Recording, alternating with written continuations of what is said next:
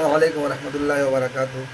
बड़ा दुख के साथ कहना पड़ रहा है कि मौलाना सालिम कमर चतुर्वेदी साहब जो कि हाट विधानसभा के रहने वाले हैं, डिस्ट्रिक्ट अररिया के, जो एक मशहूर व मारूफ शहर बयां, नौजवानों की दिलों की धड़कन, तकरीर के मैदान में, चाहे वो सियासी हो, चाहे वो दीनी हो, चाहे दुनियावी हो, हर प्लेटफार्म पर मजबूती से जवाब देने वाले जो पूर्व लीडरान MIM के पार्टी के भी बहुत पुराने लीडर रहे और अपने अररिया ज़िला के अंदर मशहूर और पूरे ऑल इंडिया मशहूर हैं।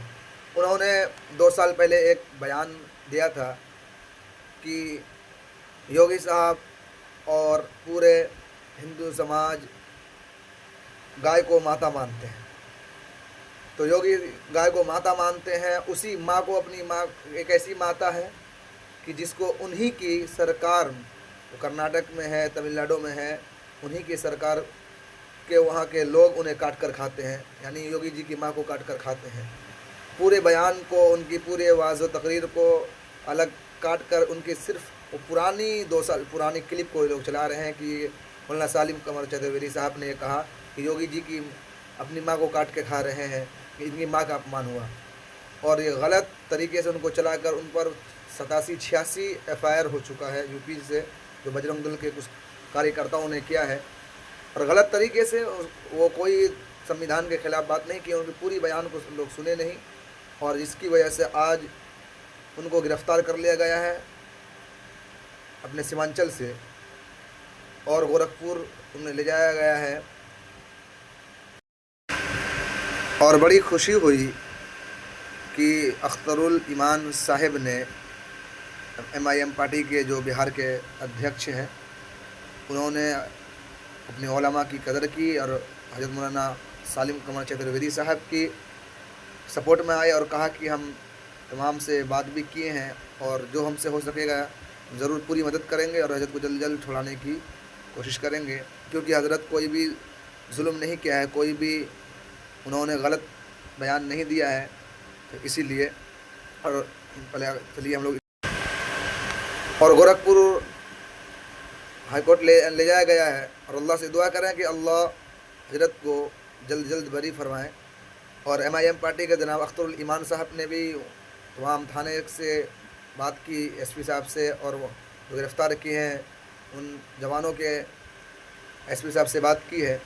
तो कोई बात नहीं, घबराने की ज़रूरत नहीं, कुछ ज़िम्मेदारान से बात की है और उन्होंने भी मदद करने की पूरी ज़िम्मेदारी उठाई है। इंशाअल्लाह तमाम से जो गुजारिश भी है तमाम अहले उम्मत से कि हज़रत के लिए दुआ करें, क्योंकि हज़रत एक इस वक्त के सबसे नौजवानों के दिलों की धड़कन है और दीनी प्लेटफार्म, दुनिया प्लेटफार्म पर डट कर इस हुकूमत को जवाब देने वाले हैं। इसलिए नाजायज़ तरीके से जो गिरफ़्तारी हुई है गलत है और उन्होंने कोई संविधान के ख़िलाफ़ कोई भी टिप्पणी नहीं की है और उनके पूरे बयानों को सुना जाए, क्योंकि उन्होंने उस तरीका कहने का कुछ और था, उनको काट कर क्लिप को गलत तरीके चला दिया गया।